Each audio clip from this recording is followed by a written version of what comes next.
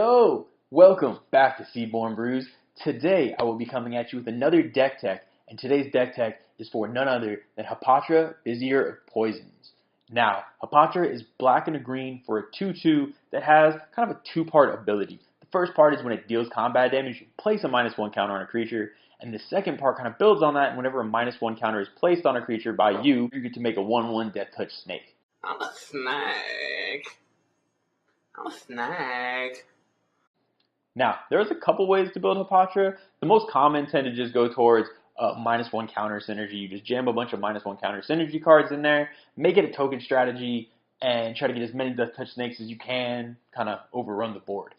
But when I saw it, I had the same thought I usually have when I look at a new commander, and that's, how can I build this as an Infect deck? And because it had the -1 counter synergy built in, it made it so much easier. Now, real quick rules thing, when an Infect creature deals combat damage to another creature, its damage is dealt in the form of -1 counters to that creature. When Hapatra says you have to place the -1 counters, that does count as you placing -1 counters, and that does create tokens. Just kind of a quick rules thing that I know I was confused on when I first read the wording of the card. So, how this deck is basically going to function is you're going to be a real hard aggro Infect deck in the beginning, and then as you transition to late game, you become that token deck. Now, the problem most Infect decks have in Commander is that you're basically going to go super aggro, maybe take one person out of the game before the whole table comes back and kills you, because no one likes the Infect deck. No one's going to help the Infect deck. You're probably going to get taken out. The nice thing about this deck is you don't really run out of firepower. You go for that early game Infect aggro strategy, but it smoothly transitions into that token strategy, and you get better defenses. Not to say you still won't get hated off the table, but you have a better chance of sticking around until that late game and getting your late game payoffs.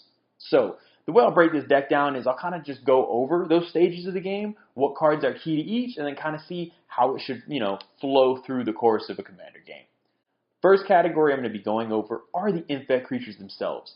There's a very limited number of Infect creatures. There's only been so many printed, unfortunately. So you really don't have a ton of choices. So I'm going to go over, a handful of them that I feel like are necessary, that must be there, and the rest can kind of get filled in with whatever Infect creatures you like best, basically.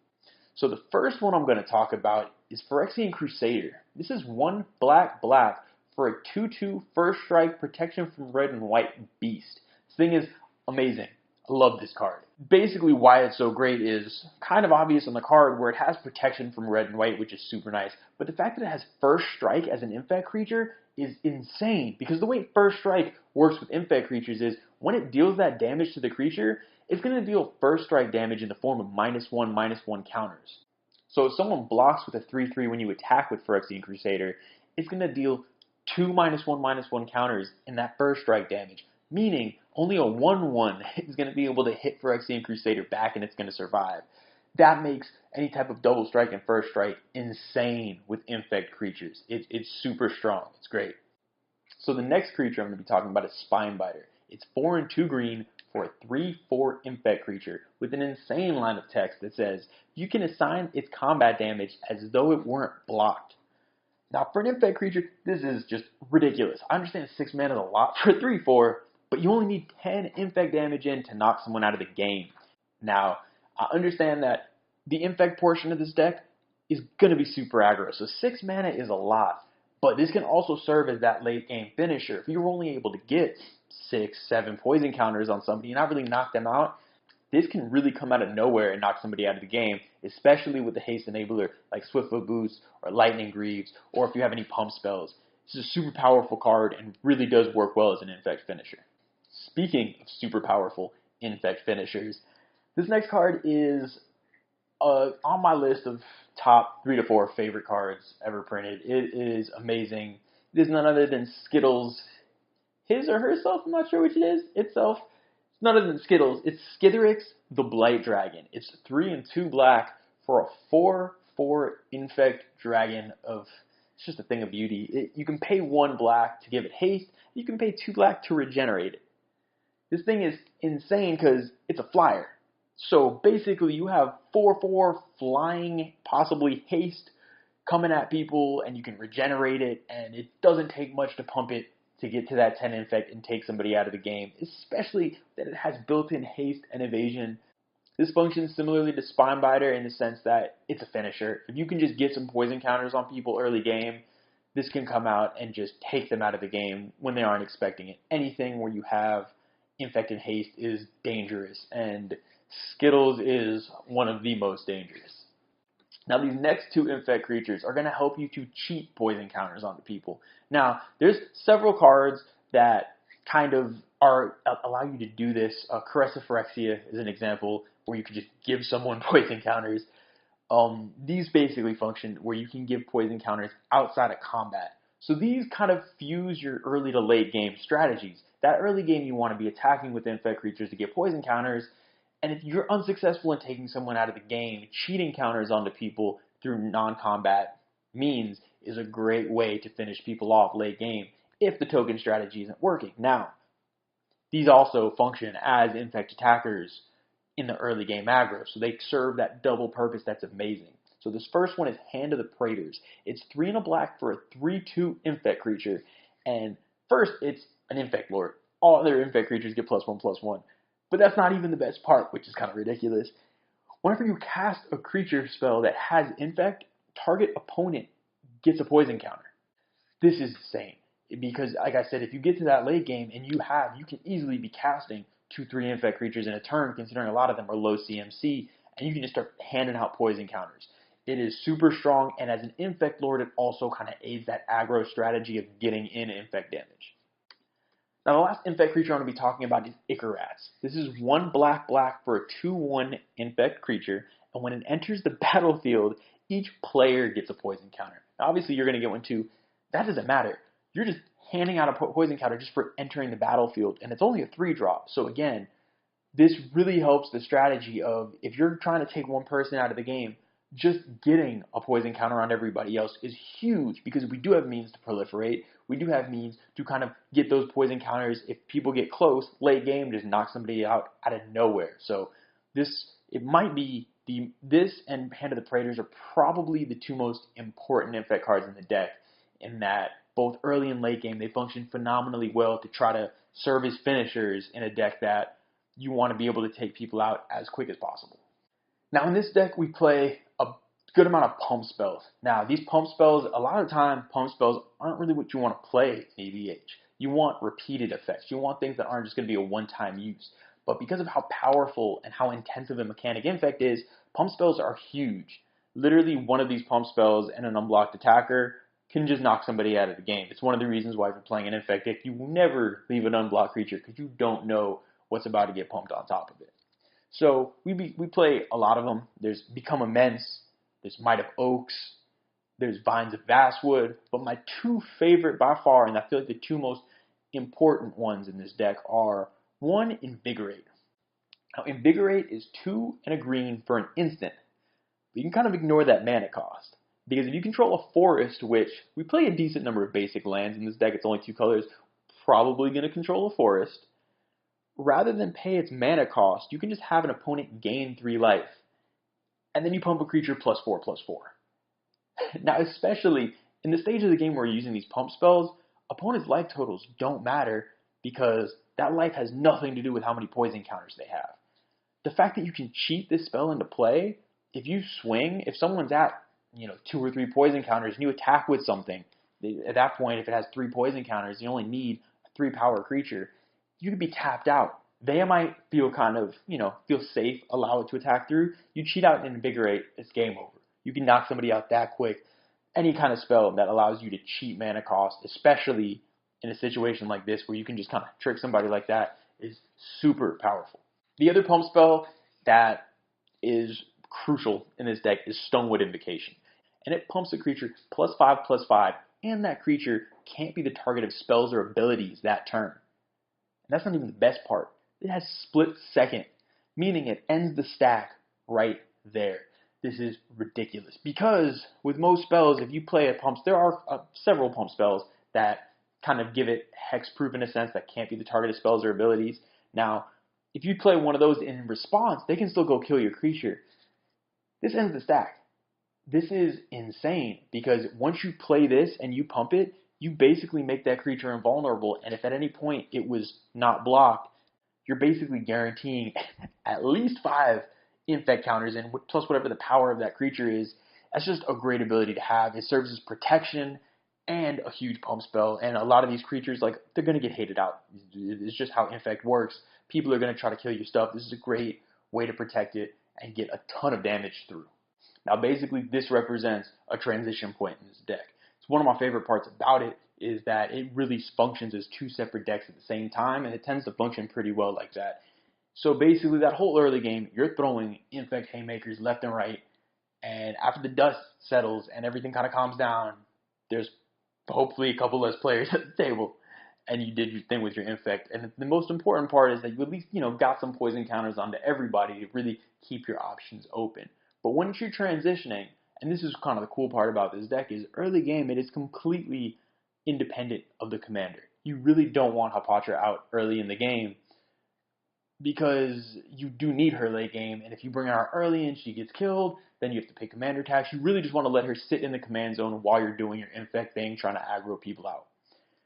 So at this point, which I call the transition point, is where you want to bring Hapatra in. Now, I realize because she's a 2-drop, a lot of people look at the best time to get your engine going as on that turn 2 or turn 3, if you can get her out early so she can attack into empty boards. We don't really get that luxury, but there's other ways to get her to attack to get your engine going and to sneak in damage in order to put those -1 counters and get your snakes. I'm a snake. So the first card in this category is Whisper Silk Cloak. Whisper Silk Cloak's a 3-drop artifact, and it makes equipped creature unblockable, and it has Shroud. This is everything we want. We really don't care about buffing Hapatra. We just don't want her to get killed, and we want her to be able to get combat damage in. This is perfect. At this point, later in the game, there should be creatures on the board. You can place these -1 counters and get snakes. Another card basically serves the exact same function as Prowler's Helm. This is a 2-drop artifact, and the equipped creature is unblockable except by walls. Hopefully people aren't running any mono wall decks. I don't know, with the new Arcades, maybe this could be a problem, but a lot of the time, it's just going to be unblockable, and you're just, again, sneaking damage in. You don't worry about buffing up your commander at this point. You're not trying to get commander damage in. You just want to get damage to place -1 counters to get the engine rolling, and at this point, you start to get snakes. So these next couple cards are really going to work into this transition period I just talked about and really function to serve as the link that gets this deck from the early aggro game to the end game. So, like I said, we're going to have -1 counters on some creatures, and then we bring out Contagion Clasp. It's a 2-drop artifact, and when it comes out, you get to place a -1 counter on a creature.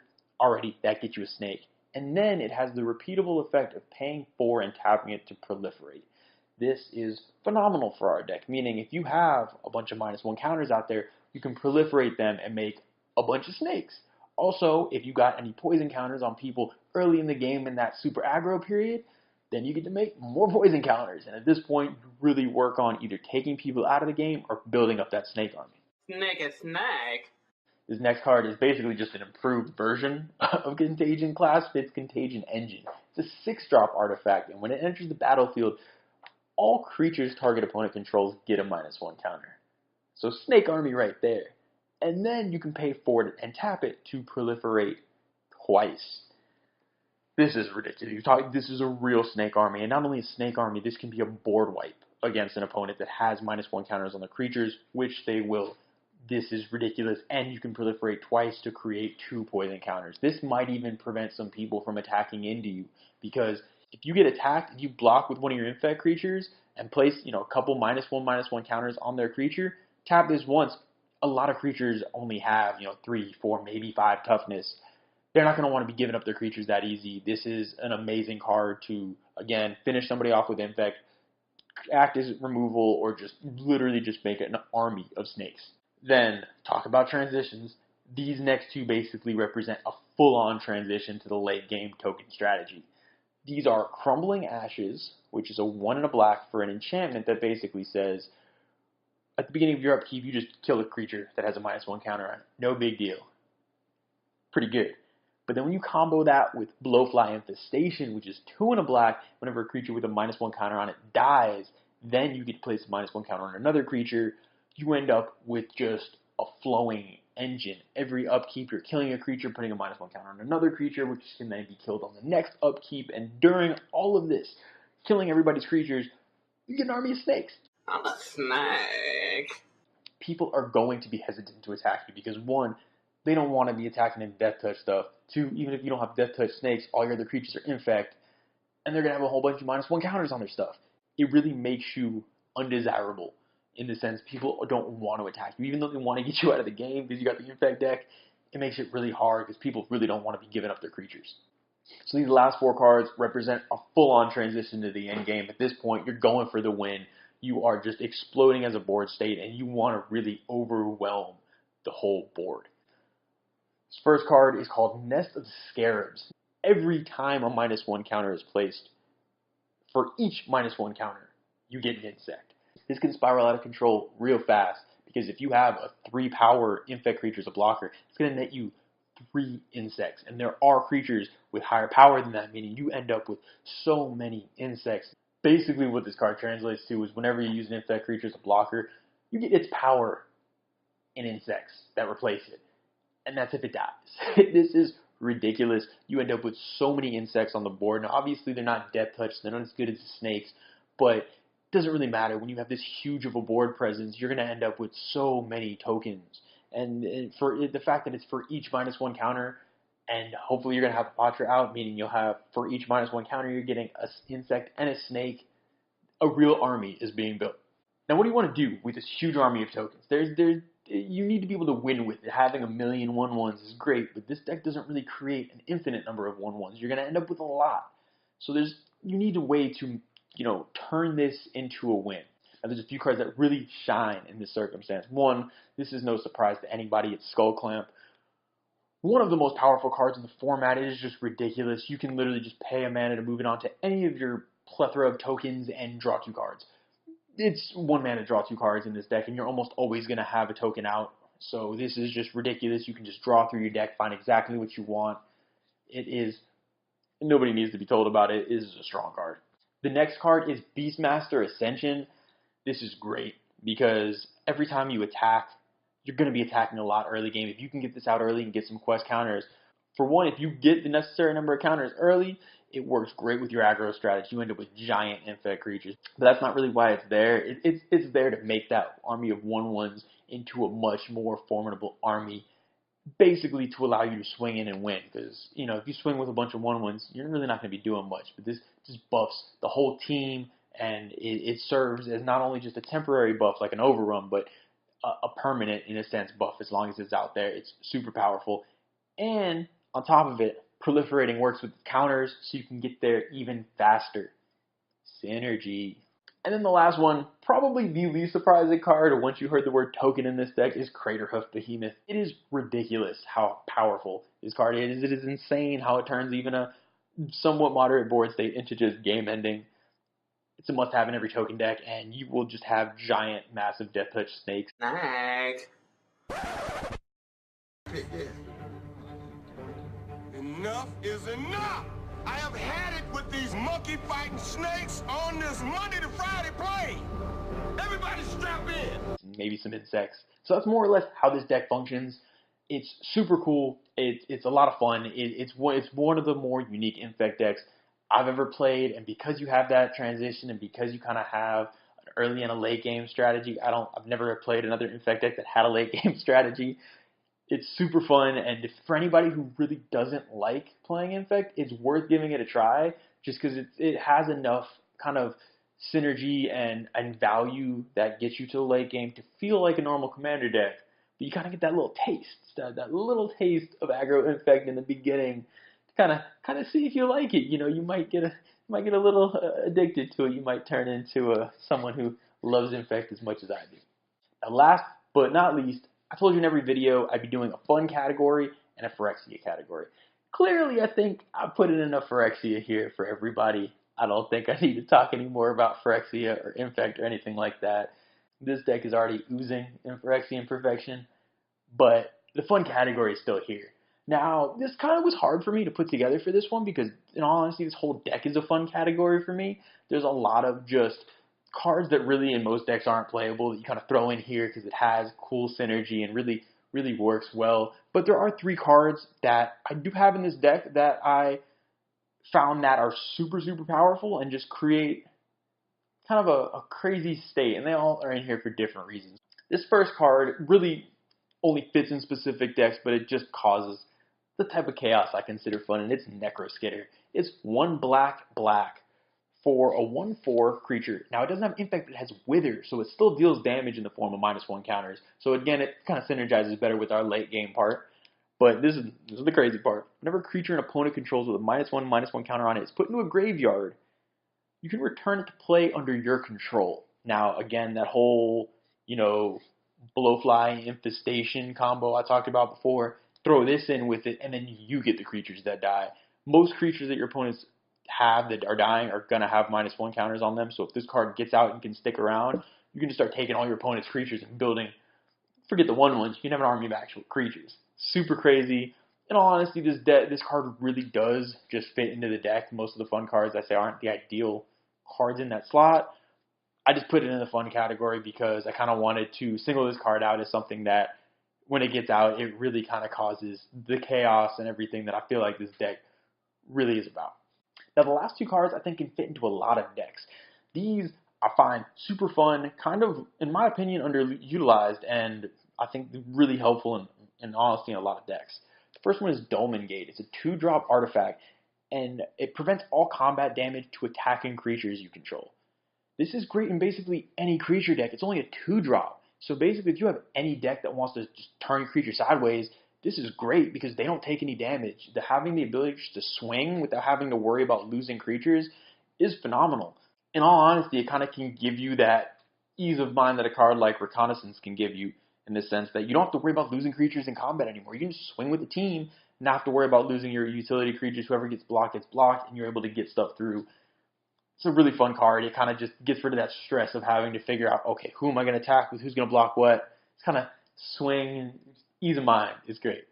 And this last one is another super fun card that I don't see a ton, and it's Power Matrix. It's a 4-drop artifact, and you can tap it and give target creature +1/+1, and then flying, first strike, and trample until end of turn. This is just a great combat trick, and it's repeatable. People see it coming.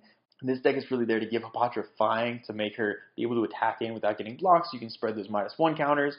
But basically, again, any deck, whether it's Voltron or whatever, any deck that has attacking creatures, this is great because, again, they don't have to know what creature is getting that. And the first strike, again, I already talked about Infect with first strike. This is a phenomenal card. It's great. Also, real quick shout out to Craig Blanchett and the people over at the Command Zone. Really, the early Game Nights episodes with all those Infect decks is really what kind of inspired me to build this deck originally and really kind of get into Infecting Commander, period. So, always got to give credit where it's due. And that's going to wrap it up. Really would appreciate to know what you guys think. Let me know how you feel about it. I realize a lot of people are super anti-Infect, but maybe this will change people's minds. Maybe it won't. Give it a try. I don't know. Either way, would love to hear what you think. Thank you for sticking around for another episode, and I will see you guys next time.